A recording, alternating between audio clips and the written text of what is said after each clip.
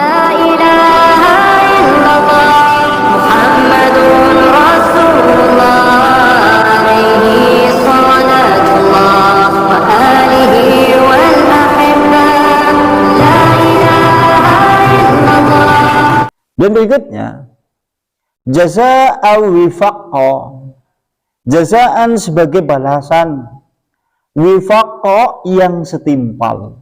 Berarti semuanya itu oleh Allah Subhanahu wa taala disediakan minuman bagi penduduk neraka dan segala azab bagi ahli neraka di dalam neraka, semuanya itu sebagai balasan yang setimpal. Maksudnya kalau menurut di tafsir ini, hadzal ladzi syaru ilaihi min hadhil muqubah wa faqqa a'maluhum al-fasidah allati kanu ya'malunaha fid dunya. Kata penafsir Ibnu Katsir menyebutkan sebagai balasan yang setimpal karena mereka dulu di dalam kehidupan dunia mereka beramal atau melakukan satu perbuatan atau melakukan satu amaliyah yang dimana amalan perbuatan itu adalah amalan yang rusak, sehingga amalan itu pantas mendapatkan siksa azab yang demikian sebagai balasan yang setimpal. Sebagaimana kita ketahui, keburukan sekecil apapun pasti menuai hasilnya, dan kebaikan sekecil apapun pasti menuai hasilnya pula. Oleh karena itulah yang namanya setiap kebaikan dan keburukan pasti suatu saat akan menuai hasil, baik itu kejelekan ataupun kebaikan. Karena di dalam firman Allah, jaza'u wifaqqa, sebagai balasan yang setimpal. Karena sesuai dengan amalan perbuatan yang dulu mereka kerjakan. Contohnya kayak Abu Jahal lah.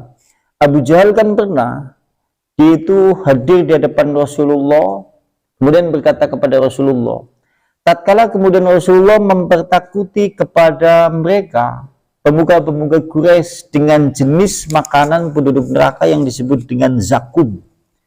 Kan ada makanan penduduk neraka, diantaranya adalah zakum, yang tumbuh di dasar neraka, yang mayang-mayangnya itu seperti kepala-kepala setan. Kalau dalam Al-Quran disebutkan seperti itu. Dan kalau disebutkan di dalam hadis Nabi, satu tetes zakum kalau diteteskan ke dunia, maka sendi-sendi kehidupan manusia rusak. Tumbuh-tumbuhan, hewan, makhluk hidup semuanya binasa kalau satu tetes zakum itu jatuh di dunia. Nah, pernah Abu Jahal pernah datang ke Rasulullah atau kemudian mereka membicarakan kepada sama teman-temannya. Kata mereka, zakum itu adalah jenis makanan, yaitu daging yang dicampur dengan minyak samin. Jarene seperti itu.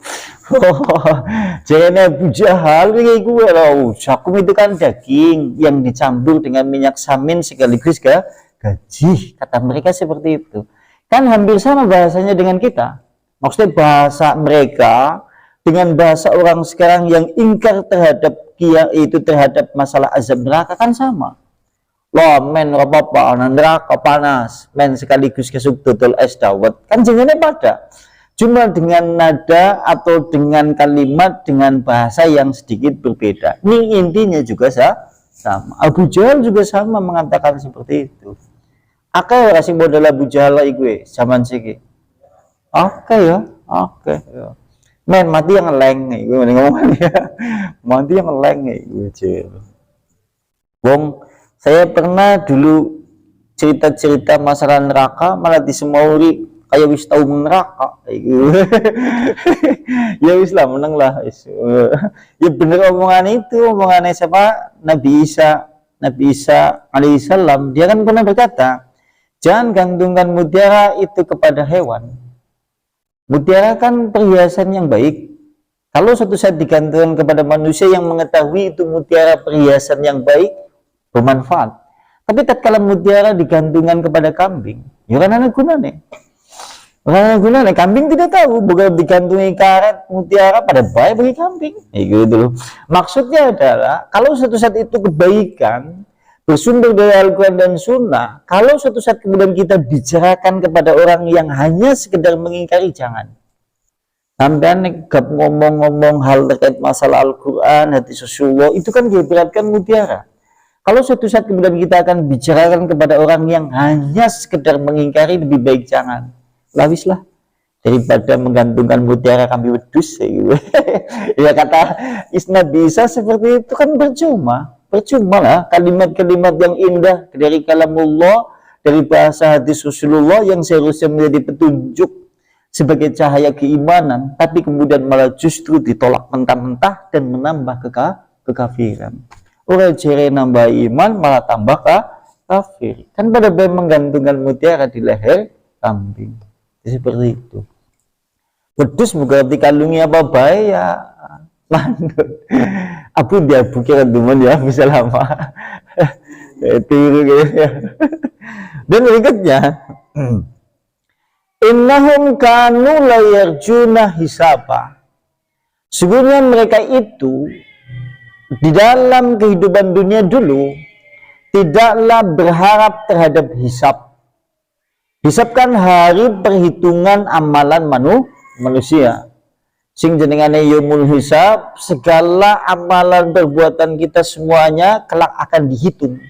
Sampai-sampai Rasulullah Sallallahu Alaihi Wasallam diriwayatkan oleh Aisyah. Diriwayatkan oleh Aisyah. Rasulullah pernah berdoa setelah kemudian dia sholat. Dia berdoa, Allahumma hasibni hisaban yasir. Ya Allah, berilah aku hisab yang mudah. Kata Rasulullah seperti itu.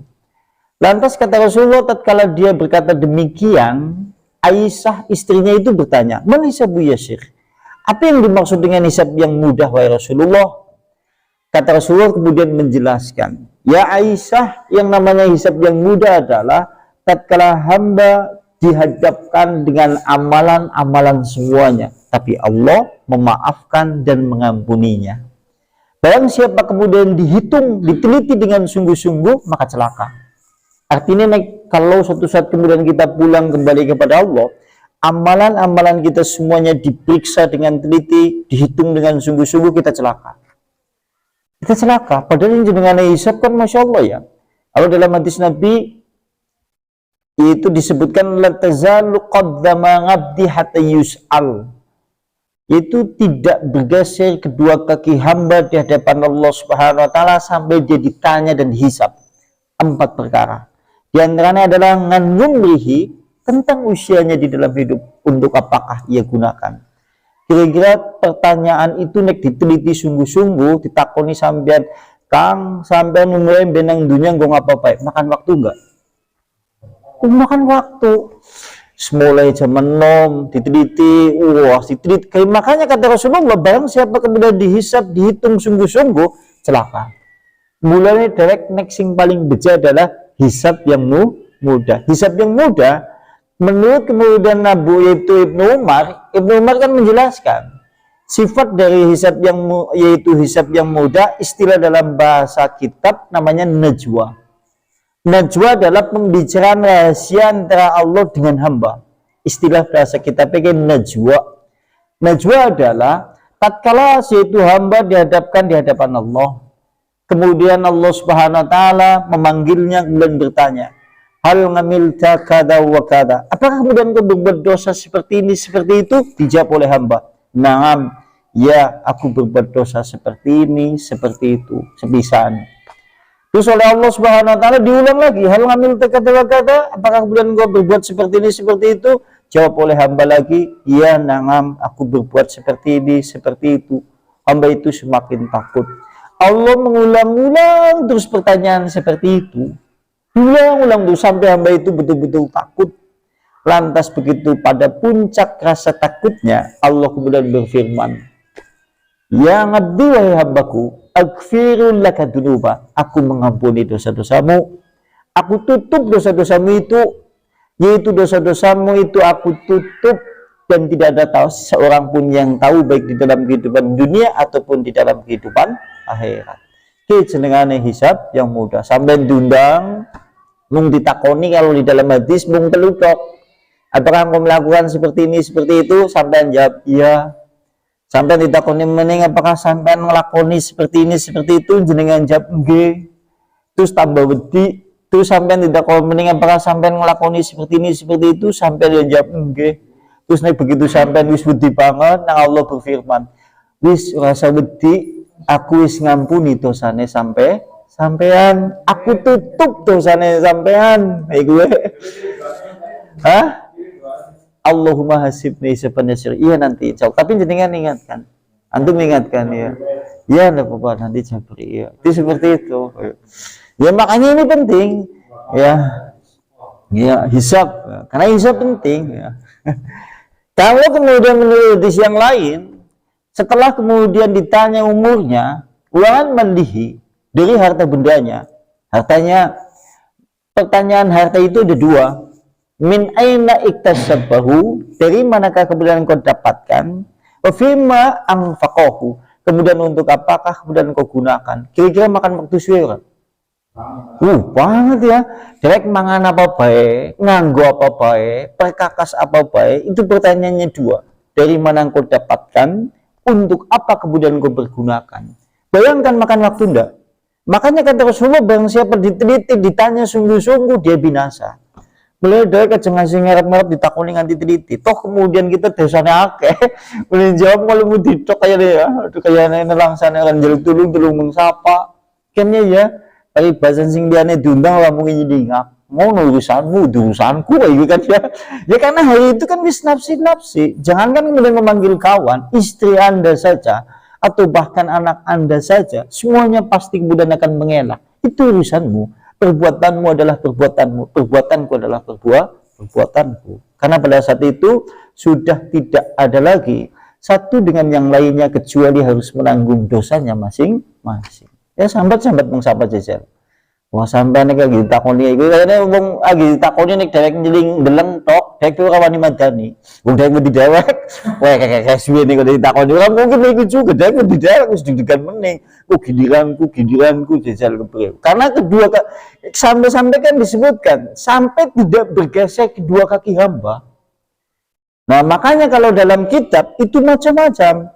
Ada yang makan waktu sampai 40.000 tahun. Mulai ditakoni, makan waktu 40.000 tahun coba. Urip nang alam dunia 40 tahun. Ini kan naudzubillah himin dalik. Wow. Belum lagi pertanyaan yang lain. Pertanyaannya kan akeh. Kalau pertanyaan yang ketiga itu wangan ilmihi. Dari ilmunya, pengetahuannya, untuk apakah ilmunya itu kemudian dia amalkan. Ya, untuk kalangan mau ngaji. Artinya nek seandainya seperti itu, untuk apakah yaitu ilmu yang ia pergunakan setelah ia ketahui. Bukan berarti terus lah nek gue ya nyong mending ora bisa ngaji lah dadi weruh. Ngomong pertanyaannya akeh gue. Nek kalimatnya menggunakan dari untuk apakah ilmunya ia pergunakan, artinya orang yang tidak pernah kemudian mencari ilmu ini lebih berat. Artinya lebih berat. Penghura disebut dalam hadis Nabi itu artinya sing ora tahu ngaji malah lebih berat. Iya, boleh jadi orang ditakoni cek bae langsung dong kalah. Ya, kadang-kadang kan ada yang kadang-kadang kan ada yang memiliki pemikiran lah nyong mau ngaji lah ngaji kok jadi perlu. Dan anak itu ya, anak sing iku pemikirannya. Daripada ngaji nih jadi berung kok malah jadi beban apot mending apa sisa ora perlu iku. Aduh. Iya, malah justru nanti kena hukum lagi gitu. Kemudian berikutnya kalau dalam hadis Nabi, wan jismihi dari jasadnya, dari jasad itu tubuh, fim ablahu untuk apakah kemudian dia usangkan, awak-awakan kita ini untuk apakah kemudian kita usangkan. Jadi selama kita hidup, badan kita, tangan, kedua mata, pendengaran, semuanya kelak akan ditanya. Bahkan nanti satu persatu kemudian memberikan jawaban, termasuk kaki dan tangan, kulit, bahkan yang lain-lain bersaksi di hadapan Allah. Karena anak ayatnya, al-yawma nakhtimu ala afwahihim wa tukallimuna aydihim wa tashhadu arjuluhum bima kanu yaksibun. Pada hari itu kami kunci lisan-lisan mereka. Nanti akan bersaksi kedua tangan-tangannya, kemudian kedua kaki-kaki mereka terhadap apa saja yang mereka kasabkan dulu di dalam kehidupan dunia. Kap ngelembong ala kepriwe jajal. Ngomong dewek sih gile. Jadi dia nek pernah kaki-kaki Anda pernah melaku mengkelutukan terus dodok, ada bukti nih. Misalkan bakal hilang, pokoknya ana file kamu mungkin kehapus. Jamnya detiknya pasang 5 abang, pasang 6 abang, untuk dok asinnya anak kabeh. Zaman dulu, kecuali kalau hari ini kita sudah tobat, itu terhapus lah. Iya, nah Allah harus diampuni. Ya biar. Iya, karena gue ngapa baik sih ada gitu. Seperti itu. Sing digumuni dek mbiyen soong jenenge mbiyen ya. Gumune wali dosa kok ya enggak nek lah.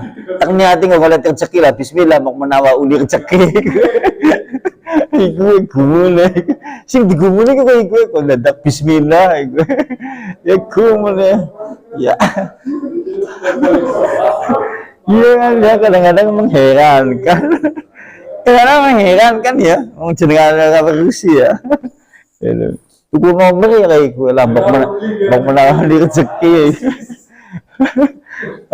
Alhamdulillah, uli. Aduh, Chan. Dan berikutnya, wakadzabu bi ayatina kidzaba.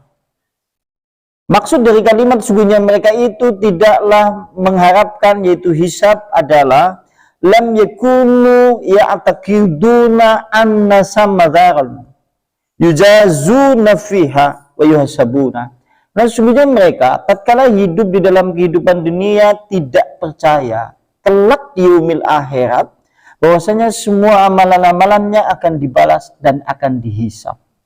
Bien karena urip nang alam dunia, orang percaya kan ada beberapa kategori.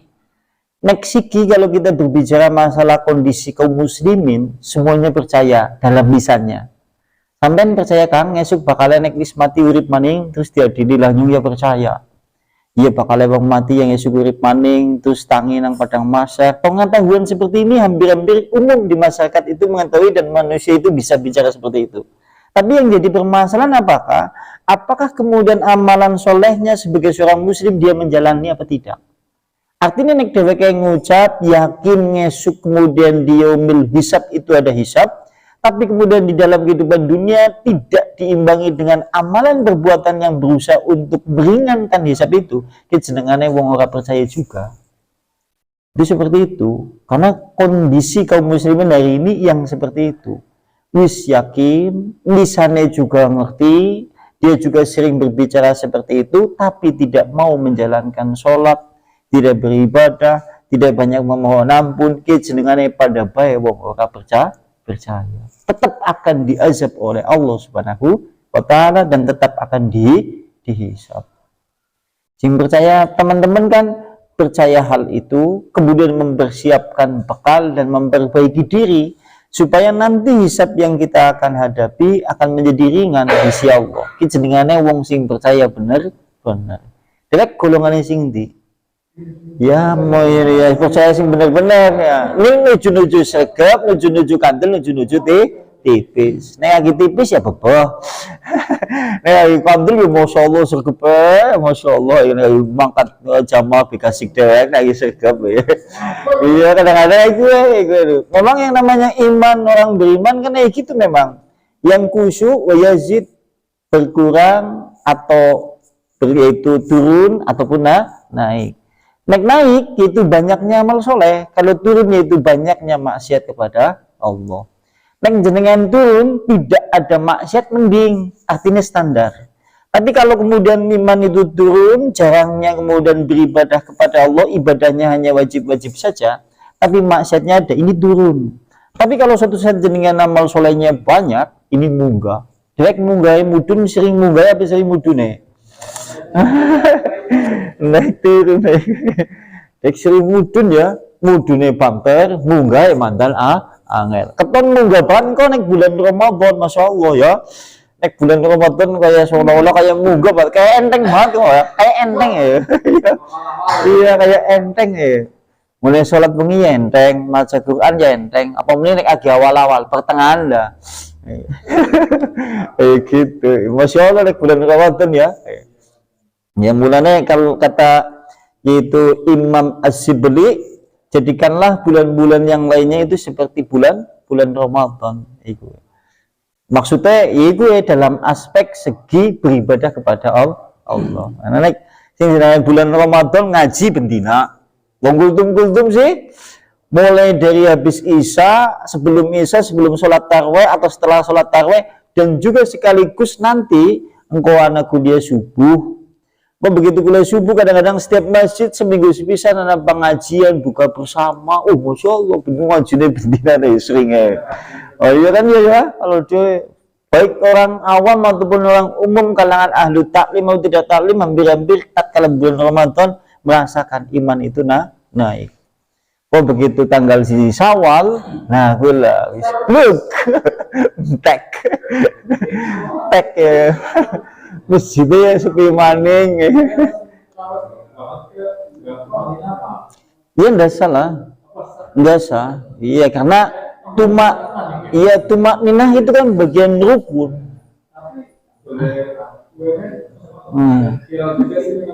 Ya mereka carinya bukan masalah sah tidak saya yang boleh viral kok.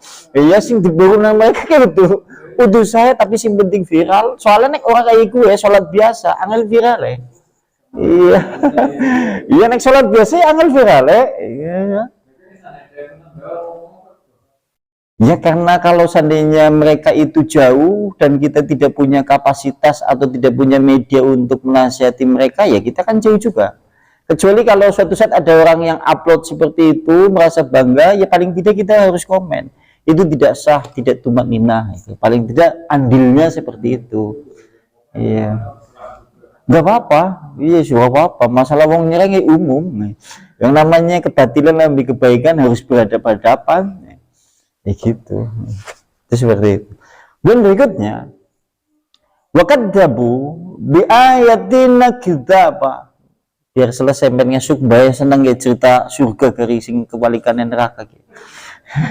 Sing bidadari yang montok bayar seneng ya ya ngasuk bayar seneng ya bayar mangkat. Itu wakadzabu bi ayatina kidzaba, mereka mendustakan dengan ayat-ayat kami dengan betul-betul pendustaan. Maksudnya adalah wa kanu yukadzibuna, mereka mendustakan yaitu dalil-dalil dari Allah, hujah-hujah dari Allah Subhanahu wa taala yang Allah turunkan atas rasulnya. Artinya mereka memang tidak percaya atau mereka memang pada dasarnya mendustakan ayat-ayat Allah yang bersumber dari Al-Quran ataupun sunnah Rasulullah. Intinya kan seperti itu. Mereka mendustakan apa yang telah disebutkan di dalam Al-Quran dan di dalam sunnah Rasulullah terkait masalah hal-hal yang berkaitan masalah di dalam ayat ini. Wa kullu shay'in ahsaynahu kitaba. Padahal masing-masing tiap-tiap sesuatu itu adalah kami Allah pasti mencatatnya. Dan kita tahu kan, setiap perbuatan sekecil apapun yang dilakukan oleh manusia pasti kemudian tercatat. Waqad ngalimna a'malal ibad kulluhum. Bahkan semua amalan-amalan hamba seluruhnya, semuanya oleh Allah Subhanahu wa taala telah tercatat dengan terperinci. Artinya semua perbuatan-perbuatan dulu bahkan kita lupa sekalipun itu telah tercatat. Bahkan kita memiliki malaikat-malaikat pengawas sekaligus penjaga, sekaligus juga malaikat-malaikat pencatat setiap amalan keburukan dan kebaikan.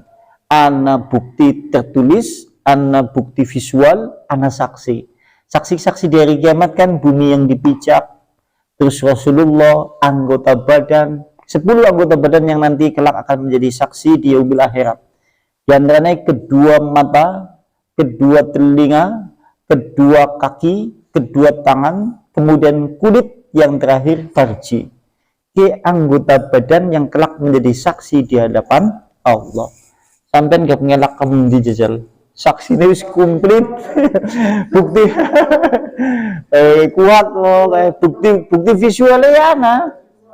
Artinya videonya anak, tayangan videonya ada detiknya, jamnya, us komplit pokoknya tidak ada yang terlewatkan. Jangan disuruh melihat sendiri. Sikap mengelak nanti. tatkala kita menangkap pencuri, nek ana CCTV, nek durung ana CCTV, urung di CCTV isi mengelak, bicaranya masih ke sana kemari.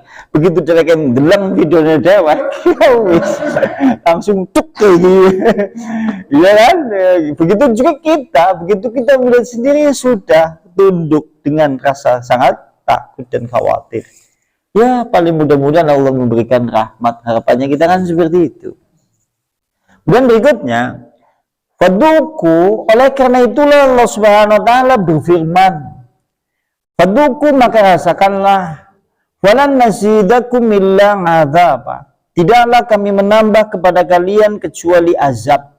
Hal ini dikatakan kepada penduduk neraka. Kalimat ini diucapkan kepada penduduk neraka. Duku ma antum fi. Rasakanlah oleh kalian semuanya yang ada di dalam neraka. Walan nazidakum, maka sungguh kami tidaklah menambah kecuali dari azab dari Allah Subhanahu wa taala dengan segala azab yang beragam dan beraneka. Dan engkau kemudian akan merasakan segala macam azab yang ada di dalamnya. Maksud dari kalimat kecuali kami Allah hanya menambah dengan tambahan azab yang beraneka. Karena macam-macam azab yang ada di dalamnya kan naudzubillah. Artinya ayat ini cukup menjadi satu peringatan bagi kita semuanya bahwa Allah mengancam dengan segala hal yang berkaitan dengan masalah neraka. Kalau disebutkan di dalam hadis, cuma hadisnya ini dhaif ya, hadisnya dhaif. Cuma saya baca aja. Ditulis di sini kan tujuannya memperkuat dalil yang ada di atasnya. Karena di sini dhaif karena di sana ada tokoh namanya Jisrun bin Farqad. Ada tokoh periwayat hadis yang bernama Jisrun bin Farqad. Dia adalah oleh ulama hadis dianggap sebagai hadisnya seluruhnya ditolak karena dia perawi yang dhaif. Ini jenengan kalau membaca hadis ada seorang tokoh namanya Jisrun bin Farqad, maka hadis ini tertolak oleh ulama hadis. Nah, kami bacakan hadisnya. Hadisnya ini dhaif. Disebutkan dari yaitu qala Ibnu Abu Hatim, hadatsana telah menyebutkan kepada kami Muhammad bin Mus'ab Asy'ari. Hadatsana telah menyebutkan kepada kami Khalid bin Abdurrahman. Hadatsana telah menyebutkan kepada kami Jisrun bin Farqad. Nah, mau kan ada kalimat anak periwayat yang namanya Jisrun bin Farqad karena dia tokoh periwayat hadis yang tidak diterima hadisnya. Kalau ada orang itu meriwayatkan hadis, maka hadisnya tertolak, dianggap dhaif. Apa mending nek ana jenengane dhewek ya? Ora dianggap ya. Ora dianggap ya. An Hasan dari Hasan, qala berkata sa'altu, aku pernah bertanya kepada Abu Barzah Al-Aslami, man asyadu ayati fi kitabillah ala ahlin nar. Terkait masalah yaitu sangat dahsyat ayat di dalam Al-Quran yang menyebutkan terkait masalah penduduk neraka. Qala kemudian dia berkata, sami'tu Rasulullah, aku mendengar, yaitu menunjukkan azab neraka yang sangat dahsyat. Itu aku pernah mendengar Rasulullah berkata, dia membaca firman Allah, faduku falan nazidakum illa ngadabah. Cuma sayangnya hadisnya ini dhaif. Faqala kemudian Nabi berkata, halaka al-qaumu bimasihim.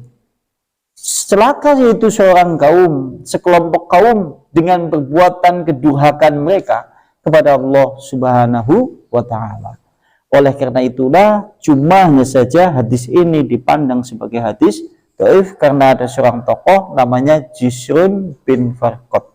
Demikian tafsir yaitu firman Allah surat An-Naba ayat 24 sampai 30. Insyaallah besok surat An-Naba ayat 31 sampai 36 bercerita terkait masalah penduduk neraka, penduduk surga dengan segala nikmat yang ada di dalamnya. Ada yang mau ditanyakan? Mungkin tafadhol silakan, kalau tidak kita tutup. Cukup ya? Nah, timu bahada majlis ta'lim bi da'wati Rasulillah subhanakallahumma bihamdika asyhadu an la ilaha illa anta astaghfiruka wa atubu ilaik. Assalamualaikum warahmatullahi wabarakatuh.